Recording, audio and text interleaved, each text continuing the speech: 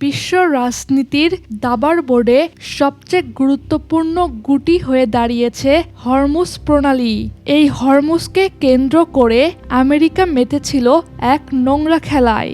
কিন্তু সেই দিন ইরান কেবল জবাব দেয়নি, বরং আমেরিকার দম্ভ চূর্ণ করে ইতিহাসের পাতায় লিখে দিয়েছিল এক নতুন অধ্যায়। দেখিয়ে দিয়েছিল হরমুজের উপর সার্বভৌমত্বের অধিকার কার।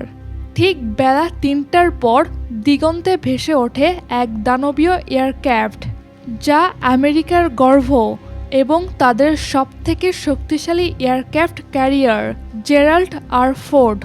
একটি ভাসমান শহর, যাতে রয়েছে কয়েক হাজার সৈন্য আর আধুনিক সব যুদ্ধ বিমান। লক্ষ্য ছিল শক্তির প্রদর্শন, কিন্তু সমুদ্রের ভাগ্য বোধহয় সেদিন অন্য কিছু লিখে রেখেছিল। সমুদ্রের বুকে রাজত্ব করার স্বপ্ন নিয়ে এগিয়ে আসা এই ক্যারিয়ারটি হঠাৎ করেই বাধার মুখে পড়ে। কোনো আক্রমণ নয়, বরং এক রহস্যময় যান্ত্রিক গোলযোগ দেখা দেয় বিশাল আকার এই জাহাজটিতে।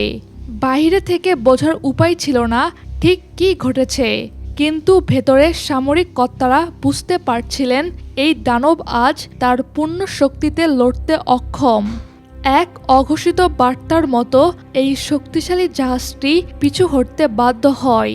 আন্তর্জাতিক গণমাধ্যমে হইচই পড়ে যায়, কেন ফিরে যাচ্ছে আমেরিকার এই অহংকার। পরিস্থিতি সামাল দিতে এবার পাঠানো হয় আধুনিক ডেস্ট্রয়ার যুদ্ধজাহাজ। এগুলো আকারে ছোট হলেও রাডার আর মিসাইল প্রযুক্তিতে দুর্দান্ত পারদর্শী। কিন্তু নাবিকরা জানতেন না হরমুজ প্রণালীর এই গোলক ধাঁধায় তাদের জন্য কি অপেক্ষা করছে। ডেস্ট্রয়ারগুলো যখন ইরানের জলসীমার কাছাকাছি পৌঁছে যায়, তখন আকাশ জুড়ে শুরু হয় অন্যরকম এক খেলা। ইরানের ফাইটার জেটগুলো মাথার উপর চক্কর দিয়ে এক স্পষ্ট বার্তা দিচ্ছিল, সীমানা অতিক্রম করলে ফল হবে ভয়াবহ। ৩টা ২৭ জাহাজের রাডারে ধরা পড়ে কিছু ক্ষুদ্র ড্রোন। এগুলো আক্রমণ করছিল না, শুধু উপর থেকে নজরদারি করছিল। এই অনিশ্চয়তা নাবিকদের স্নায়ুর উপর প্রচণ্ড চাপ সৃষ্টি করে। এরই মাঝে ডেস্ট্রয়ার থেকে কয়েকটি মিসাইল ছোড়া হয়, যা পুরো পরিস্থিতিকে এক মুহূর্তেই যুদ্ধের দ্বারপ্রান্তে নিয়ে যায়। বিশ্ব তখন রুদ্ধশ্বাসে তাকিয়েছিল কি হতে যাচ্ছে পরবর্তী ধাপে। ঠিক তখনই দৃশ্যপটে হাজির হয় ইরানের দ্রুতগতির সামরিক স্পিডবোটগুলো। বিশেষ করে হায়দার 10 185 কিলোমিটার প্রতি ঘন্টা বেগে ছুটতে সক্ষম এই ছোট ছোট বোটগুলো দেখতে সাধারণ মনে হলেও এদের গায়ে বসানো ছিল আধুনিক মেশিন গান আর এন্ট্রিশিপ মিসাইল।